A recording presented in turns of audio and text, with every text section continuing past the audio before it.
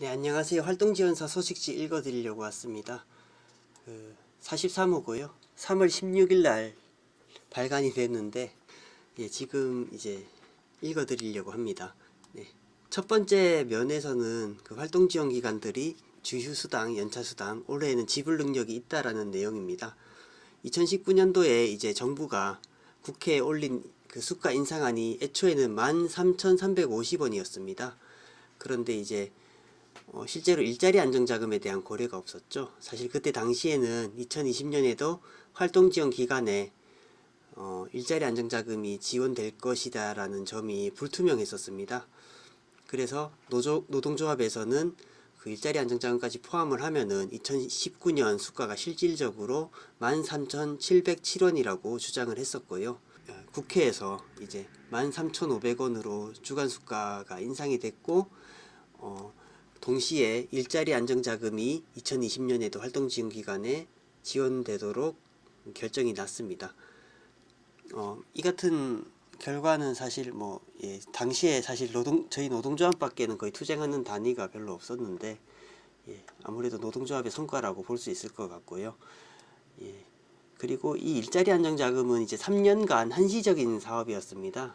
최저임금이 인상이 너무 높다 이래서 이제 정부에서 지원하는 거였는데, 2018년부터 일자리 안정자금이 지원이 됐었습니다. 그래서 이제 2020년도 3년이 지났죠. 마지막으로 이제 더 이상 일자리 안정자금은 없으니까 2021년에도 수가가 아주 많이 올라야만 하겠습니다. 이어서 이제 주휴수당 전액 지급하고 연차수당 지급도 확산되었다라는 이런 내용을 담고 있습니다. 일자리 안정자금의 순기능이죠. 이제 일자리 안정자금을 지원받으면은 근로기준법을 준수를 해야 됐었는데, 근로기준법 내용에는 주휴수당이랑 연차수당 지급의 내용이 있습니다. 그래서 2020년도에도 이제 활동지원사 시간급이 최저액이 1310원이다 이렇게 보시면 됩니다. 최저임금이 8590원이고 여기에 주휴수당을 시간급으로 환산한 금액을 합한 금액이 1310원입니다. 그리고 경우에 따라서는 그보다 조금 더 이제 시간급을 더 많이 주는 활동지원 기간이 있는데요. 이런 경우에는 연차수당을 시간급으로 환산해서 이렇게 주는 경우가 있습니다. 그래서 그렇게 특별히 차이가 나는 경우는 거의 없고, 아마 거의 1310원 그 수준에서 지급을 하고 있지요. 그리고 연장수당은 계속 논란이 되고 있습니다. 활동지원 그 바우처 제도가 연장수당을 반영을 하고 있지 않아서 이게 문제가 되고 있는데요. 요거는 바로 3면에서 기자회견 한 내용으로 넘어가면서 말씀을 드릴게요. 이제 2월 19일 청와대 앞에서 저희가 이제 기자회견을 했습니다. 무임금 노동을 조장을 하고 있는 활동지원 제도 개선을 요구를 했는데요. 이제 2020년에 새롭게 이제 나오고 있는 현상들이 이제 근로기준법 개정이 되면서 이제 노동시간이 축소가 됐잖아요. 그래서 주 52시간으로 축소가 됐다. 이런 핑계로 이제 활동지원 기관들이 근무를 많이 못하게 합니다. 법률적으로는 일주에 12시간까지 연장이 가능하고요. 그러면은 주 근무는 52시간이 가능합니다. 이거를 월로 환산을 하면은 220시간 가까이, 52시간 곱하기 4.34주 하면은 한 달에 최대 할 수 있는 근무 시간이 나오잖아요. 그 근무 시간을 법률적으로 할 수 있는데도 활동지원기관들이 못하게 하는 경우가 있습니다. 그 연장 수당을 지급을 하지 않기 위해서 그러는 건데요. 이게 지금 제일 문제가 되고 있는 부분이 일요일 근무입니다. 휴일 근무가 근로기준법상으로는 8시간이 넘으면은 가산수당이 100% 발생합니다. 그런데 바우처 제도는 이 연장수당에 대해서 전혀 반영을 안 하고 있죠. 주간에도 이제 8시간 이상 근무를 해도 50% 가산수가를 안 주고요. 휴일에서 근무를 하면은 8시간까지만 150% 수가를 지급을 합니다. 그런데 근로기준법상으로는 이제 휴일에 8시간 넘어가는 근무의 경우에는 100% 가산해서 이제 휴일 연장근무 수당을 지급을 해야 되는데요. 바우처 제도는 8시간까지만 50%를 가산하고 8시간 넘어가는 근무에 대해서는 오히려 주간에 100% 수가로 지급을 하고 있죠. 이게 문제가 돼서 일요일에 아예 원천적으로 8시간 이상 근무를 못하게 하는 기관들이 늘고 있습니다. 근데 사실 일요일에 근무를 하시는 분들을 구하기가 어려울 뿐더러 또 그러다 보니까 이용자분들이 8시간 이상 서비스를 받는데 기관은 활동지원사한테 8시간 이상 근무하지 말라 이런 식으로 하는 겁니다. 그런데 이제 만약에 이제 A 활동지원사를 8시간만 쓰고 다음에 또 8시간 쓰게 되면은 150%또 150% 이렇게 해서 이용자분들이 바우처가 많이 소모가 되게 되죠.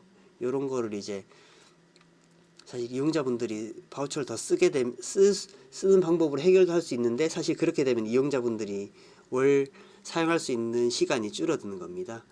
예, 요런 게 다 이제 바우처 제도가 이제 수가 기준으로 획일화해서 문제가 되는 거라고 생각을 하고요. 만약에 이제 장애인 이용자분들에게도 시간으로 보장을 한다면은 이런 방식에 소모되는 일은 없겠죠. 그래서 어쨌든 노동자에게는 휴일 8시간 이상에 대해서 무급 노동이 강요되고 있는 것이 실정이고 장애인 이용자분들은 만약에 이런 근로기준법상 이런 것들을 고려를 해서 활동지원 서비스를 쓴다면은 자신의 시간이 일요일의 시간의 값이 평일의 시간보다 더 비싼 이런 일이 없어져야 되겠죠. 예. 그래서 이제 그 제도 개선을 하라고 청와대 앞에서 기자회견을 했습니다. 그리고 사면에서는 연차 수당 계산 방법에 대해서 설명을 드리고 있는데요. 뭐 자세하게 공부해 보실 분들은 요걸 자세히 읽으면 되겠지만은 일단은 선생님 이게 사실 연차 수당 이 부분이 가장 근로기준법 그 임금 계산할 때 좀 가장 복잡한 부분입니다. 그래서 여기 표시해 드린 부분 여기 얼추 비슷하게 계산하는 방법이 있다라고 한 요 아래 부분에 대해서만 좀 참고를 하시고 일단 기관에서 지급하는 금액이 이걸로 이 계산식으로 계산을 해봤을 때 터무니없게 차이가 난다 이러면은 차라리 노동조합에다가 상담을 하시는 게 나을 것 같아요. 요거 그래도 뭐 크게 차이가 안 난다 그러면 이제 기관에서 연차수당 제대로 주고 있구나 이렇게 판단을 하시면 될 것 같고요. 그리고 혹시라도 이제 그 매월 나누어서 지급을 하는 경우에 연차수당을 나눠서 지급을 하는 경우에 앞에 말씀드린 것처럼 이제 경우에 따라서는 뭐 지금 1310원이 이제 그 보통의 시급으로 이렇게 판단이 되는데 여기 만약에 이제 시급을 이제 1500원 이렇게 연차수당을 이제 임금에 나눠서 지급하는 경우가 있다 이럴 때는 여기 요거를 참고해서 계산을 해 보시면 되겠습니다. 여기 계산을 해 보시고 만약에 안 준다 활동지원기간 연차수당 안 준다 그러면은 신고를 합시다. 근로기준법을 위반한 걸로 신고를 합시다. 특별히 이제 또 특히 그 일자리 안정자금까지 지급을 받으면서 그 연차수당을 지급을 안 하면은 이거는 정말 나쁜 사업주라고 할 수 있겠죠. 사실 일자리 안정자금 자체가 최저임금이 대폭 인상되면서 이거에 대해서 정부가 법을 지키는 조건으로 일종의 뭐 좀 지원을 해준 거죠. 이제 근로기준법 준수를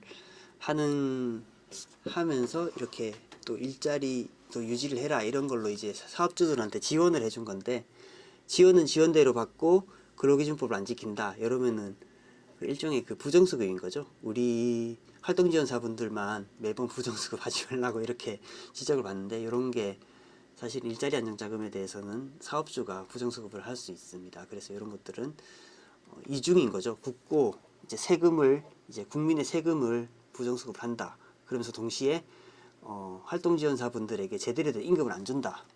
이중으로 나쁜 짓을 하는 겁니다. 요거를 신고를 꼭 해야 되는 거고요. 그리고 항상 이게 중요한데 연차수당뿐만이 아니라 그 임금 관련해서는 선생님들이 이제 항상 평상시에 이 증거들을 잘 챙겨두는 활동들이 중요합니다. 그랬을 때 만약에 이제 분쟁이 생겼을 때 쓸 수 있는 거죠. 가장 중요한 거는 이제 근무 기록을 꼼꼼하게 챙겨두시고 그리고 우리가 뭐 서비스 하기 전에 그 서비스를 하는 달의 전달에 이제 급여 제공 일정표라고 이용자랑 합의를 해서 기관에 제출하는 게 있습니다. 요게 이제 소정 근무 시간에 대해서 분쟁들이 있을 수 있는데, 그러니까 소정 근무 시간이라 하면은 이제 일하기로 한 때가 언제냐 이런 것들이 쟁점이 될 때가 있어요. 그래서 급여 제공 일정표 요거는 보관을 하셔야 됩니다. 사본으로 뭐 복사를 해두거나 사진으로 찍어서 보관을 하시고, 그리고 근무를 한 것 이런 것들 챙겨 두시면은 나중에 이제 혹시라도 신고하실 일이 있다던가 다른 뭐 분쟁이 있으실 때 자료로 다 쓰실 수 있습니다. 만약에 그렇게 싸워야 될 일이 있을 때 준비를 안 해뒀다 그러면 너무 어렵게 이길 수가 없으니까 이런 것들을 억울한 일이 없도록 해야 되겠습니다.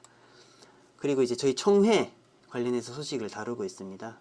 4월 18일 토요일이고, 이게 저희가 이전에 공지한 내용이어서 시간이 다른데 지금 이제 코로나로 그 총회 프로그램을 축소를 해서 2시부터 오후 2시부터 하고요. 그 민주노총 그 서울에 있는 그 경향신문사 16층 민주노총에 그 회의실 하나를 저희가 대여를 했습니다. 그곳에서 저희 총회를 하니까 참 좀 약간 하여튼 참석하시면 좋을 것 같습니다. 그 다음에 이제 코로나에 대해서 다루고 있는데, 6면에서는 그 사회 서비스 재난에 답이 없다, 이런 거 계속 이제 한번 읽어보시면 될 것 같고, 이제 복지부에서도 대책을 내놨었는데 그 장애인 활동 지원 서비스 유지를 위한 개별 지침이라는 제목이었습니다. 근데 뭐 실제로 인력을 어떻게 확보하느냐가 가장 중요한 건데 이게 없었어요. 그래서 지금 인력 확보에 대한 해법이 전혀 없었고, 그리고 뭐 사실은 지금 여러 군데에서도 다 문제가 됐는데 노동자들에 대한 이제 마스크 지급도 없고, 지금 그리고 경우에 따라서는 이제 그 활동지원사분들이 이제 그 좀 생계가 불안정한 문제가 있잖아요. 이런 것들에 대해 지원책도 없고 이래서 이런 것들을 저희가 계속 보건복지부랑 고용노동부 찾아가면서 요구를 하고 있습니다. 대책을 마련해라, 그런 요구를 하고 있는데, 자 그렇다면은 저희가 요구를 하기 위해서는 그 활동지원사분들의 피해와 고충 사례가 수집이 돼야 되겠죠. 그래서 7면에서 이렇게 알려달라고 이렇게 또 이제 하나 해놨습니다. 공지를 해놨습니다. 그리고 보시면 될 것 같고, 그리고 의정부 지방법원에서 지금 판결이 하나 났는데요. 지금 이제 사실 아실 분들은 다 아실 텐데, 지금 의정부 복지재단이랑 저희가 노동조합이 계속 분쟁이 있습니다. 그쪽에서 그 활동지원사 분들한테 그 사실 수가가 낮았었잖아요. 그리고 이제 기관들이 이제 뭐 근로기준법 위반하는 경우가 되게 많았는데, 의정부 복지재단 같은 경우에는 이거에 대해서 그 포기 각서, 그러니까 확인서를 받아왔었죠. 요거를 사실은 그 뭐 센터가 이제 사정이 없어서 좀 사정이 나빠서 그런 것들을 좀 덜 줄 수 있다, 이런 것들에 대해서는 이해를 할 수 있겠는데, 만약에 사정이 나아진다면 이걸 줄 수도 있는 거잖아요. 근데 그런 것들을 아예 애초에 법률적으로 이제 포기해버리는 그런 각서, 확인서를 받아온 게 분쟁이 시작이었습니다. 그래서 계속해서 저희가 뭐 시청이라든가 시청에도 찾아갔었고 복지부도 이야기했었는데, 하여튼 이렇게 노동부로 해서 법원까지 갔습니다. 그래서 법원에서 판결을 내렸는데 저희한테 좋은 내용이죠. 그 뭐 법원에서 한 판결 내용이, 임금 채권은 근로기준법에 따라 강력한 보호를 받는 것이므로 근로자에게 불리할 수 있는 의사표시에 관해서는 이를 엄격하게 해석해야 한다. 그래서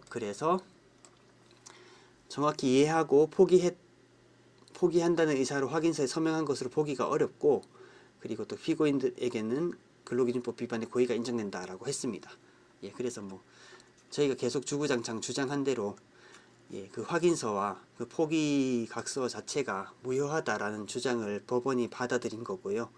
그리고 그 의정부 복지재단에서는 계속 이 확인서에 서명하는 행위가 그 자유로운 의사로 인한 그 서명이었고, 이게 합법적이다, 뭐 이런 유효하다, 이런 식으로 주장을 했었는데, 그러면서도 또 이제 그 서명을 안 한 저희 조합원들한테는 이제 60시간으로 근로시간을 줄였습니다. 그래서 이거에 대해서도 이제 뭐 법원에서는 60시간으로 근로시간을 제한한 것이 임금에 직접적인 영향을 미쳐 불이익을 준 행위다, 그래서 불리한 행위고, 또 이제 그래서 뭐 노동조합법상 부당노동 행위를 인정을 했습니다. 그래서 저희가 주장한 것이 모두 받아들여졌고, 뭐 일단은 이 판결을 받은 그 의정부 복지재단 대표는 이제 항소장을 제출을 했죠. 2월 20일 바로 항소장을 제출을 했습니다. 뭐 종료된 건 아니지만 어쨌든 좋은 소식이어서 요것도 소식지에 담았습니다. 그 다음으로는 이제 민들레 분해 단체 교섭 시작했다, 이런 내용으로 단신을 보냈습니다. 인천에 민들레 장애인 자립생활센터 지금 단체 교섭 진행 중에 있는데 좀 약간 코로나 때문에 좀 지체되는 경향이 없지 않아 있습니다. 어쨌든 요것도 이제 좀 관심 있게 지켜봐 주시면은 이제 어떻게 될지. 예. 그럼 오늘 소식지 내용은 이까지고요. 다음에도 다시 찾아뵙겠습니다. 감사합니다.